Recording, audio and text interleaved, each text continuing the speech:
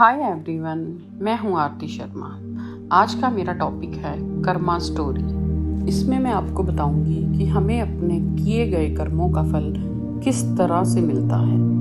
अगर हम अच्छे कर्म करते हैं तो उनका हमें अच्छा फल मिलता है, और अगर हम बुरे कर्म करेंगे तो उनका फल भी हमें ज़रूर मिलता है।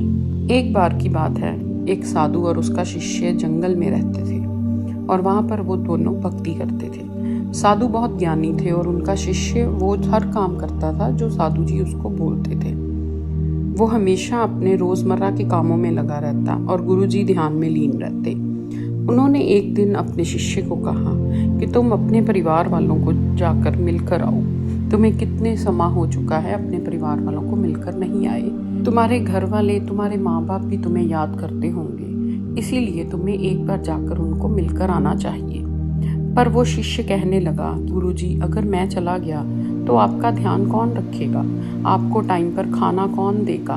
और कौन आपको कपड़े धोकर देगा या बिस्तर लगा कर देगा? मेरा ध्यान तो आप में ही लगा रहेगा, इसीलिए मुझे नहीं जाना।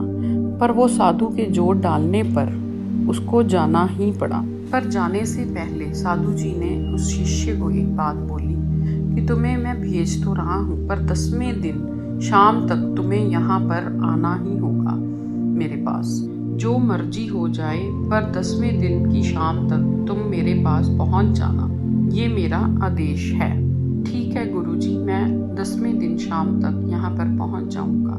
ये कहकर वो शिष्य अपने घर की तरफ रवाना हो गया। उसका घर जिस गांव में था, उस रास्ते में एक नदी को पार करना पड़ता था, और इसीलिए वो नदी को पार करने के लिए एक नाव आती थी। उसका एक ही टाइम था, एक ही टाइम पूरे दिन में चलती थी। तो वो वहाँ पर जाकर तट पे बैठ गया और नदी में के पास वहाँ पे इंतज़ार करने लग पड़ा कि जब नाव आएगी तो मैं उसमें बैठकर अपने गांव चला जाऊँगा। वहाँ पर वो बैठा हुआ था किनारे पर। काफ़ी देर बीत गई। वो बड़े मनमौजी स्वभाव का था और बड़ा खुश रहने वाला और अच्छे कर्म करने वाला व्यक्ति था। वह जहाँ बैठा था उसे पास ही कीड़ियों का घर दिखा। वहाँ पर कितनी हजारों कीड़ियाँ अपने घर के अंदर बाहर जा रही थी, और कुछ देर बाद उसने देखा कि वो अपने घर की तरफ जा तो रही हैं, पर ये घर ज़्यादा देर वहाँ पर नहीं रहेगा, क्योंकि एक पानी की लहर उस तरफ आ रही थी, और अगर पानी का बहाव तेज हुआ तो वो कीड़ियों का घर पानी में बह जाएगा। सारी कीड़ियाँ मर जाएंगी, वो पानी में बह जाएंगी और ख़त्म हो जाएंगी। इसीलिए ये देखकर उसको बहुत तरस आया। उसने अपना दिमाग लगाया और अपने हाथों से उसने एक टीला बना दिया, जिसके कारण पानी की लहरों का बहाव अब उन कीड़ियों के घर तक नहीं पहुंच पा रहा था, जिसके कारण उन कीड़ियों की जिंदगी और घर दोनों बच गए। फिर उसकी नाव आ गई और वो नाव में बैठकर अपने गांव चला गया। 10 दिन बीत चुके थे और गुरुजी अपने शिष्य का इंतजार बेसब्री से कर रहे थे। उन्हें था कि आज मेरा शिष्य घर वापस आ जाए, क्योंकि 11वें दिन उसकी मृत्यु हो जाएगी सुबह सुबह, और उन्हें था कि वो इधर ही मेरे पास आ जाए 10वें दिन शाम तक, ताकि वो अपने माँ बाप के सामने शरीर को ना त्यागे। क्योंकि अगर माँ बाप के सामने जवान पुत्र की मौत होगी तो वो झेल नहीं पाएंगे, और कहीं पुत्र के वियोग में वो भी मर ना जाएं या वो भी कुछ कर ना लें। इसीलिए गुरुजी ने उसको 10वें दिन शाम तक अपने पास बुलाया था। परंतु जब शिष्य घर वापस नहीं आया तो गुरुजी को बहुत चिंता होने लगी। उन्हें लगा कहीं ये तो नहीं हुआ कि मेरे शिष्य को कुछ हो गया या उसने शरीर वहीं पर त्याग दिया, तो कहीं उसके माँ बाप को भी ना कुछ हो गया हो। वो उनके मन में अलग अलग तरह के विचार आने लगे। गुरुजी के मन में अलग अलग तरह के विचार आ रहे थे और वो चिंता से ग्रस्त हो गए।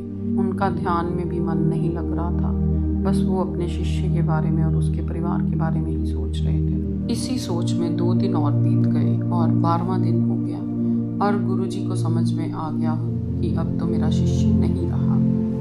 परंतु 13वें दिन उन्होंने देखा कि एक व्यक्ति वहाँ से दूर से चला आ रहा है। वो उनकी कुटिया की तरफ ही आ रहा है। पर उन्होंने जब ध्यान से देखा तो उन्होंने देखा कि ये तो मेरा शिष्य ही है। पर वो हैरान हो गए कि ये जीवित कैसे है। इसकी तो मृत्यु 11वें दिन ही निश्चित थी और आज तो 13 दिन हो चुके हैं और ये फिर भी जीवित घूम रहा है। ये कैसे हो सकता है? मेरी भविष्यवाणी तो कभी झूठ होती नहीं है। परंतु जब शिष्य कुटिया में आया और गुरुजी से मिलने लगा खुशी खुशी, तो शिष्य ने बताया कि मेरी माँ तो मुझे आने ही नहीं दे रही थी, इसीलिए मुझे 2 दिन और रोक लिया उन्होंने। तो गुरुजी ने कहा कोई बात नहीं, पर मुझे एक बात बताओ, तुम यहाँ से जाने के बाद कहाँ कहाँ गए थे और तुमने क्या क्या किया, सारा मुझे विस्तार से बताओ। तो शिष्य ने सारी बात विस्तार से बता दी कि मैं यहाँ से गया था तो रास्ते में जो जो हुआ सब कुछ गुरुजी को बता दिया।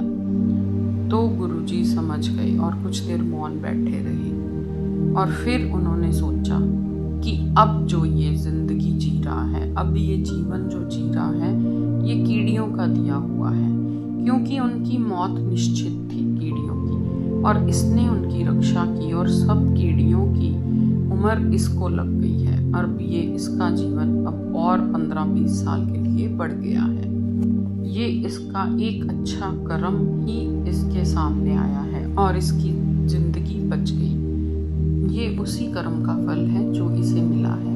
उन्होंने अपने शिष्य से कुछ नहीं कहा, तो बस वो अपने रोज़मर्रा के काम में लग गया और गुरुजी ध्यान में बैठ गए और मन ही मन वो बहुत खुश हो रहे थे कि मेरा शिष्य सही सलामत लौट आया है। इस कहानी से हमें ये पता चलता है कि हम जब भी कोई भी कर्म करते हैं उसका फल हमें मिलना निश्चित है। इसीलिए अच्छे कर्म करें और अच्छा फल प्राप्त करें। आज की वीडियो में बस इतना ही। मेरे चैनल को लाइक, शेयर एंड सब्सक्राइब ज़रूर करें। Thank you.